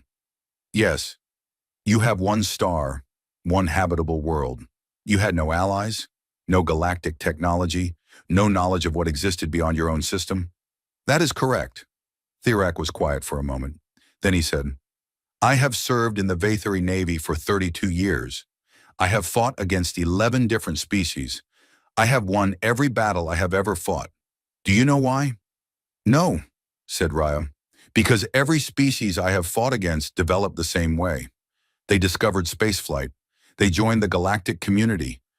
They learned the standard technologies, the standard tactics, the standard ways of building and fighting and thinking. They became like everyone else. And once they were like everyone else, they were predictable. And predictable enemies are easy to defeat. He looked at her. All four of his eyes focused on her face. "You are not predictable," he said. "You took a thing that was dead and made it alive. You took a thing that was weak and made it strong. You took a thing that was mine and made it yours. And you did it in ways that I could not have imagined, in ways that my engineers could not have imagined, in ways that my entire civilization could not have imagined." He turned back to the window. "I have served in the Vathari Navy for 32 years, he said again, "and I have never been afraid of an enemy." Until now. Raya did not respond. She did not need to. She looked out at the stars. Millions of them, billions of them, scattered across the darkness like grains of sand on a black beach. And she thought about what was out there. She thought about the 9,000 civilizations, the ancient empires and the young democracies and the trade guilds and the scholarly enclaves and the elder races who watched everything and said almost nothing. She thought about the dangers and the opportunities and the vast, terrifying, magnificent unknown that waited beyond the edge of the solar system. She thought about the Keth Varan, the lame drifter, a broken cargo hauler that an alien civilization had thrown away like a piece of garbage because they could not be bothered to fix it. A ship that had crossed the galaxy and crashed into an ocean and killed 17,000 people and changed the course of human history.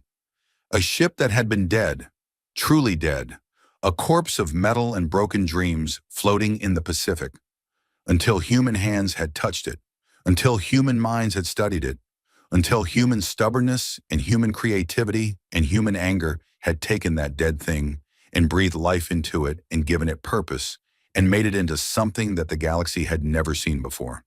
She thought about all of that, and she allowed herself a rare smile. Behind her, the Prometheus hummed. Its engines were quiet now, idling in orbit, but she could feel them, the potential, the power, the readiness. The ship was waiting. It had been rebuilt once. It could be rebuilt again. It could be improved. It could be the template for a fleet, for an armada, for a civilization that would spread across the stars and take its place among the 9,000, or the 9,001. Below them, Earth turned. Above them, the stars shone. And somewhere in the ship, in a laboratory that was always lit and always busy, Kofi Asante was bent over a workbench, studying the schematics of a Vathari fold drive, his fingers moving across a tablet, his eyes bright with the light of a man who could see the future and intended to build it with his own hands. Lena Vasquez was in the next room, on a video call with the newly formed United Earth Starship Development Authority, discussing the design specifications for the next generation of human spacecraft. Not rebuilt alien ships, not hybrids. Ships designed from the ground up by human engineers, were using human ingenuity, incorporating everything they had learned from the Vathari and everything they had invented on their own. Ships that would carry human crews to other stars. Ships that would make the galaxy sit up and pay attention. Ships that would make the galaxy nervous. The Vathari had called them irrelevant. The Galactic Union had called them a threat. The elder races had called them dangerous. Humanity called themselves something simpler, something that every human child learned before they could walk, before they could talk, before they could understand the vast and complicated universe they had been born into. They called themselves alive, and alive meant growing, alive meant reaching. Alive meant taking what the universe threw at you, the insults and the garbage and the dismissals and the contempt, and turning it into something new, something better, something that the universe had never seen before and would never be able to ignore again. They had called Earth a dumping ground. They had called humanity irrelevant. They had thrown their trash on a world they thought was empty and walked away without looking back. They would never make that mistake again, because somewhere in the darkness between the stars, in the great humming silence of a galaxy that was just beginning to understand what it was dealing with, a new light was burning. Small, fierce, stubborn, growing brighter with every passing day. The light of a species that had been handed garbage and built a future from it. The light of a species that did not know how to stay down. The light of humanity. And it was only the beginning.